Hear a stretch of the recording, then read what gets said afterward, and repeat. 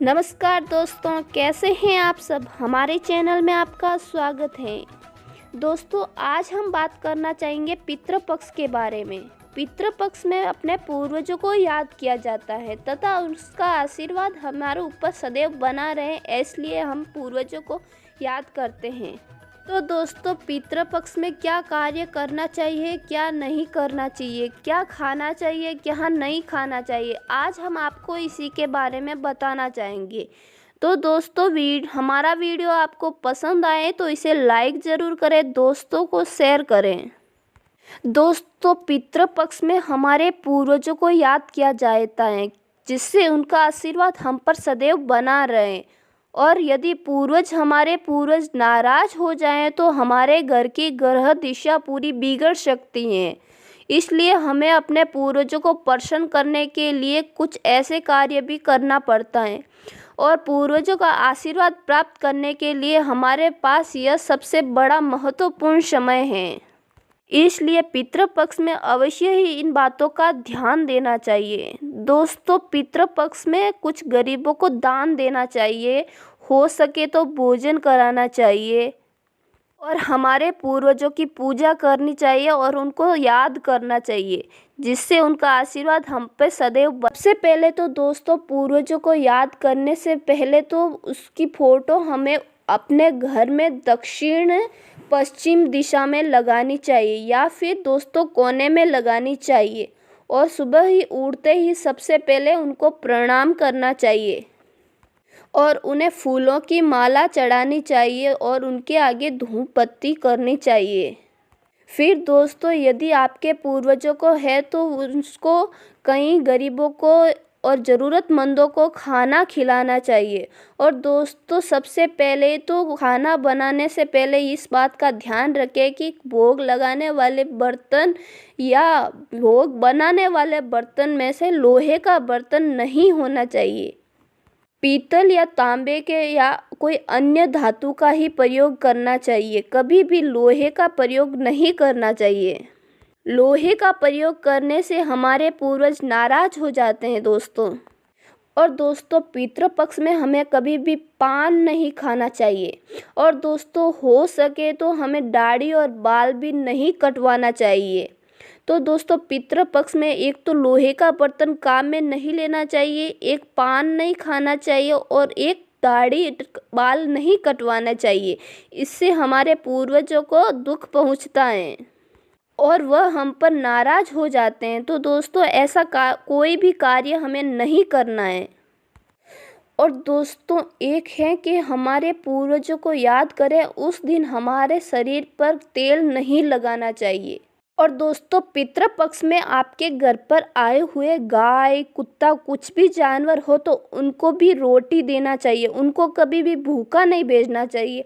और दोस्तों, कौवा, ऊपर छत पर आए हुए कौवों को भी खाना खिलाना चाहिए, जिससे वह हमारे पूर्वजों तक पहुंचा सके और हमारे पूर्वजों का आशीर्वाद हम पर रहे और वह हमेशा ही प्रसन्न रहे हम पर। दूसरी बात दोस्तों, हमारे घर पर कोई भी, अपने घर के द्वार पर कोई भी भिखारी भीख मांगने आए तो दोस्तों कभी भी उनको खाली हाथ नहीं भेजना चाहिए। हमें कुछ ना कुछ दान दक्षिणा हमेशा उनको देनी ही चाहिए। हो सके तो दोस्तों उनको भोजन करा कर ही भेजना चाहिए। क्या पता वह पूर्वजों के रूप में ही हमारे पास आए हो और हम उनका अपमान करते हैं तो वह हम पर नाराज हो जाते हैं। इसलिए दोस्तों, पितृपक्ष में हमें कभी भी आए हुए घर पर कोई मांगने वाले को खाली हाथ नहीं भेजना चाहिए। और दोस्तों, पितृपक्ष में हमें क्या क्या खाना चाहिए वह हम आगे के वीडियो में बताते हैं। दोस्तों, पितृपक्ष में मसूर की दाल कभी भी काम में नहीं लेनी चाहिए। मूंग की दाल या उड़द की दाल काम में लेनी चाहिए, लेकिन दोस्तों भूलकर ही मसूर की दाल पितृपक्ष में कभी भी काम में नहीं लेनी चाहिए। और ख़ास के तौर पर यदि आप पूर्वजों को भोग लगाते हैं तो उसमें मसूर की दाल नहीं होनी चाहिए। और दोस्तों, भोग में लगाए हुए भोग को उसमें लहसुन प्याज की कभी भी कुछ भी शामिल नहीं होना चाहिए। पितृपक्ष में कभी भी लहसुन प्याज का प्रयोग नहीं करना चाहिए। और दोस्तों पितृपक्ष के भोग में खीरा भी काम में नहीं लेना चाहिए, यह सही नहीं होता है। और दोस्तों पितृपक्ष में भोग में हमें बैंगन भी कभी काम में नहीं लेना चाहिए। दोस्तों पितृपक्ष में कभी भी चावल के आटे का प्रयोग नहीं करना चाहिए। चावल के भात बनाकर तो आप खा सकते हैं, लेकिन दोस्तों कभी भी चावल के आटे का प्रयोग नहीं करना चाहिए, क्योंकि चावल का आटा ही हमें पिंडों को दिया जाता है। और दोस्तों भूलकर भी कभी काले नमक का यूज़ नहीं करना चाहिए। पितृपक्ष में कभी भी काले नमक का भोग नहीं लगता है। कोई भी भोग की सामग्री बनाते हैं तो उसमें काला नमक प्रयोग में नहीं लेना चाहिए, यह बात आप अवश्य ही ध्यान में रखें। और दोस्तों पितृपक्ष में खासकर ध्यान रखें 16 दिन तक आप मांसाहारी वस्तुओं का प्रयोग नहीं करें, इससे हमारे पूर्वज बहुत ही नाराज होते हैं दोस्तों।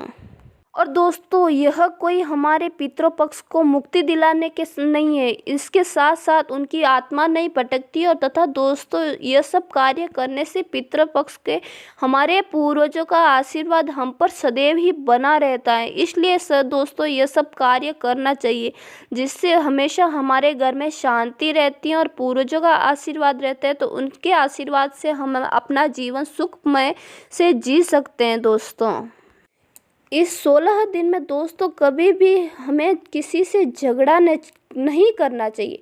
वैसे तो दोस्तों हमें कभी भी झगड़ा नहीं करना चाहिए, लेकिन दोस्तों कभी बार वाद विवाद हो जाते हैं। लेकिन दोस्तों ध्यान रखें कि इन 16 दिन में पितृपक्ष में कभी भी किसी से भी झगड़ा नहीं करना चाहिए, इससे हमारे पूर्वज बहुत ही नाराज होते हैं। हमें सबको मिलजुल कर रहना चाहिए और सच्चे मन से पूर्वजों को याद। तो हमारी जानकारी आपको पसंद आई हो तो दोस्तों इसको लाइक करें, दोस्तों को शेयर करें और दोस्तों चैनल को सब्सक्राइब करना ना भूलें।